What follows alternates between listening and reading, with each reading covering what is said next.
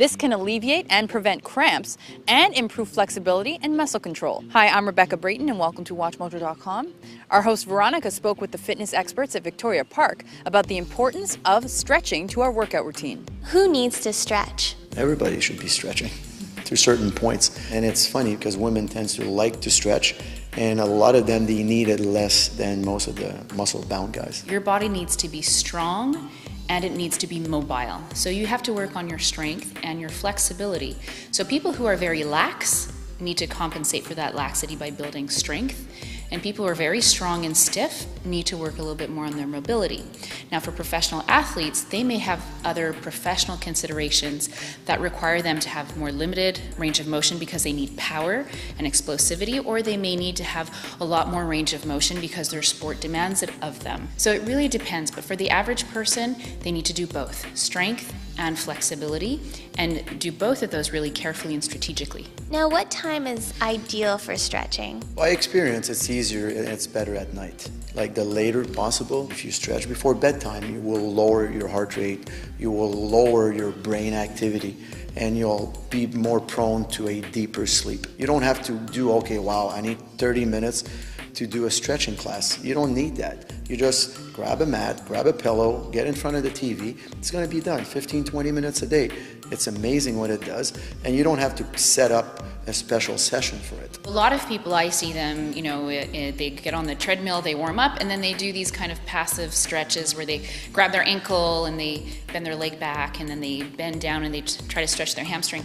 But the truth is that there's been multitudes and multitudes of studies that show that that kind of stretching before a workout does not decrease your range of injury, and in fact in some cases it increases it. Whereas I think Paul can explain perhaps better what type of dynamic flexibility you need to incorporate as part of your workout. Well, people need to understand that there's only a 40% correlation between dynamic flexibility, like if you do movements, and static.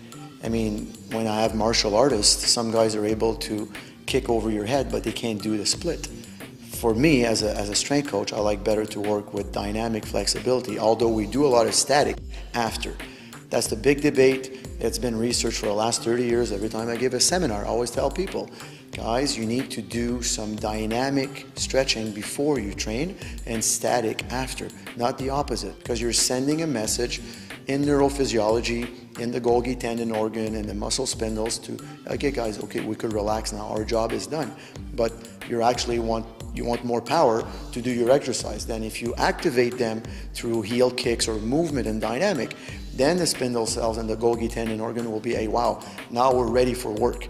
Not like you put the muscle to sleep and you want to make it work. That's a danger. That's why static stretching should be reserved only after training. Now, you mentioned static and dynamic. What are some other types of stretching? It's a very large family, but there are some categories that people are familiar with. So for example, ballistic stretching is an old-fashioned type of stretching that is highly associated with injury, but it's still out there. So that's something we should probably talk about, is ballistic stretching. There's static stretching, dynamic stretching, there's isometric stretching, there is myofascial stretching, there's partner stretching, there's active stretching and passive stretching. So there's really about 8 large categories that we can go into in a lot more depth. Do you guys have any final words of advice for everyone who have been stretching but in the wrong way? Don't let yourself fooled by if you feel it, it's good. A lot of time I have people, they're doing myofascial stretching.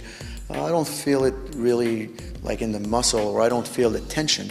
It's actually good. If you feel too much tension, a lot of time you're creating more damage. You're not actually working on the health of the tissue. The first signs of aging are collagen loss that we notice in the mirror. We get little wrinkles and our face ages. But you have to understand that collagen is a building block of all your tissue. So as you get older, the flexibility of your body will slowly erode. So even if you are an active person, make sure that flexibility is a part of your health and wellness strategy. Because if you want to be dancing at your great-grandson's wedding, then flexibility is an important part of that training strategy. Not just the cardio and not just the resistance training. Well, thank you very much, guys. It was our pleasure.